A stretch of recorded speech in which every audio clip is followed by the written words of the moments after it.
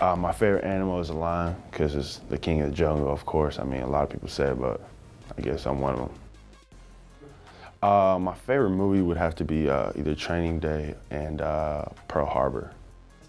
My favorite thing about our team is that we're real likable. I mean, throughout the team, we all joke around with each other. Nobody really, doesn't hate each other or anything like that. We all joke around with each other and spend time as well.